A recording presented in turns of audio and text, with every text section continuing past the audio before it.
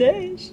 Hello, c'est Estelle. Je suis une grande passionnée d'écriture et j'adore particulièrement la saison du NaNoWriMo. Le Nano, c'est un challenge d'écriture internationale qui consiste à écrire 50 000 mots d'un roman en un mois, soit les fameux 1667 mots par jour. Je l'ai déjà réussi une paire de fois et cette année, j'avais envie de me challenger en vloguant chaque journée. Au programme, la réécriture d'une romance new adulte qui croupit dans mon ordinateur depuis 2022 et beaucoup de souvenirs, j'espère. C'est parti pour un nouvel épisode. Bonjour mesdames et messieurs et bienvenue dans le vlog numéro 20. Plus que 11 quoi. J'ai large dépassé la moitié. Aujourd'hui les amis, il neige. Ça fait très Noël. On va pas s'amuser à aller traîner 55 ans dehors. Nous allons aller à Burton-on-the-Water. C'est donc un village qui est au nord de là où on était hier. L'objectif étant de se balader un petit peu mais pas trop parce qu'après sinon on va se peler. Et ensuite cet après-midi ça va être très chill. On va rentrer, on va retourner à la piscine. Moi je vais écrire, je vais lire. Et ce soir, nous ressortons et nous allons à Swindon retrouver une amie de Lucas avec qui il avait fait son échange de jeune fille au pair. Jeune homme au pair. Je sais pas vous, mais moi, quand je suis en vacances, j'ai ce problème de ça passe trop vite. Je réfléchis au lendemain, je réfléchis à ce qu'on peut faire. Je ne profite pas assez de l'instant présent. La plupart du temps, quand je termine mon voyage, j'ai cette sensation que je l'ai pas senti passer, tu vois. Je suis une personne qui vit énormément dans le futur. Je suis souvent là à dire oh là là mais quand j'aurai ça ce sera génial. J'attends en fait avec impatience des moments et le truc c'est que quand je vis ce moment je suis déjà là à réfléchir à un autre moment et surtout ça m'empêche de faire les choses aujourd'hui. Par exemple là je répète que j'ai trop hâte de déménager, que j'ai envie de quitter mon logement social parce que je me dis une fois que j'aurai le nouveau logement j'aurai plus de place, je pourrai mieux faire mes rangements, j'aurai plus envie de cuisiner, j'aurai plus envie de prendre soin de l'endroit et de le ranger parce que il sera plus grand, ce sera plus beau. Sauf que si là actuellement je ne prends pas soin de mes affaires et c'est toujours le bordel, et ben je ne le ferai pas dans un nouvel appartement en fait. Hein. Donc il faut maintenant faire les choses que tu dis que tu feras quand tu auras certaines choses. Non, on fait maintenant. Et ça c'est aussi la loi de l'attraction, tu vois. Ne pas attendre je ne sais quel prétexte pour te lancer. Non, tu veux avoir une maison toute propre, bien organisée, bien décorée, et ben fais-le tout de suite avec la maison que tu as. Et tu vas te rendre compte que, en fait, c'est pas tellement une question d'endroit, c'est plus une question de mindset.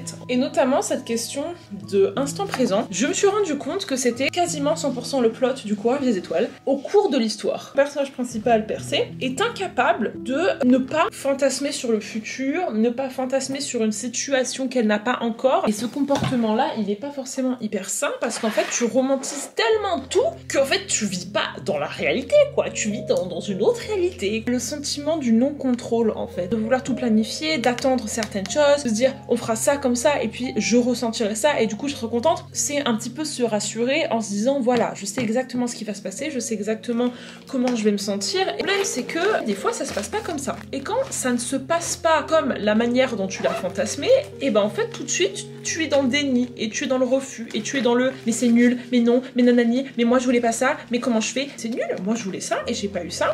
Je veux prendre ce qui est devant moi et l'apprécier, tout simplement. Tu sais, c'est un petit peu aussi le truc que quand c'est toi qui planifie un anniversaire, ou quand c'est toi qui planifie un mariage, ou un voyage et tout, tu es dans les préparatifs, t'es là à réfléchir à si jamais ça coïncide bien les horaires et tout ça, et au final t'es pas là à vivre ce que tu as préparé. Tu vois, c'est les autres qui vivent. Je me refais la même coupe que hier et je vais mettre le nœud. Et donc cet après-midi, les amis, Nézir et Maya, ils vont faire du sexe. Et Maya, elle va être bien à fond, hein. Enfin, elle va pas forcément être paniquée. Elle va plus être dans je n'ai aucune attente de ce truc. Le simple fait d'être dans cette chambre et d'être là, et Nézir, il est là, il est sympa, il est beau, il est gentil. Tu sais, elle a un peu l'impression d'être dans une réalité virtuelle. Comme s'il y avait une faille spatio-temporelle et qu'elle est en mode, de toute façon, ça existe pas vraiment ce que je suis en train de vivre. Je suis pas vraiment là en train de faire ça parce que c'est tellement surréaliste. C'est comme si ça comptait pas. Et du coup, elle est un peu là en mode, en fait, je m'en bats les couilles parce que ça n'existe pas vraiment. Et du coup, ça la pousse à n'avoir presque aucune angoisse le lendemain matin qu'elle va se dire, ah mais en fait, je l'ai vraiment fait. Maya, l'inverse de Percé, c'est qu'elle a tellement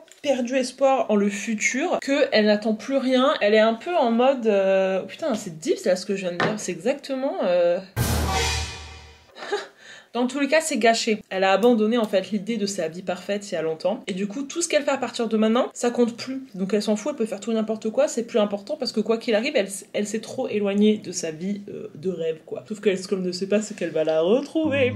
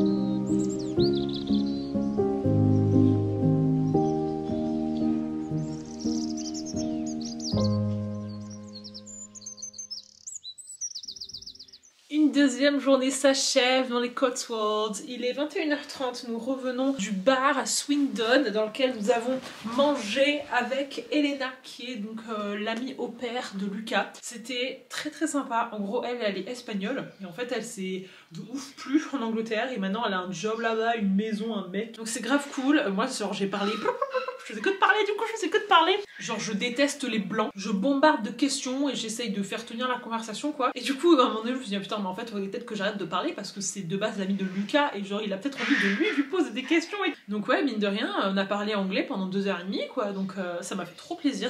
En fait je me suis surprise à supprimer quasiment tout ce que j'avais fait, donc j'ai gardé la trame, mais disons que j'ai changé en fait leur position. Switching up positions for you. On en parle que Sabrina elle a fait Wanna try some crazy position et pouf, la meuf a sorti un grand écart comme as, comme si c'était normal de savoir faire le grand écart. Quand en gros ils ont commencé à se faire des bisous, Nézir il a dit à Maya de quoi t'as envie ce soir et tout, je veux tout. Et il lui dit waouh, tout. Et donc en gros ils se déshabillent mutuellement petit à petit. Moi j'aime trop l'ambiance que j'ai instaurée parce que ils sont dans sa chambre, elle a mis ses petites guirlandes, elle a mis ses petites bougies, elle a mis sa petite playlist d'ambiance. Ils sont là, ils sont bien habillés, ils sentent bon, ils sont trop à l'aise quoi, ils sont peinards, ils sont là, ils prennent leur temps.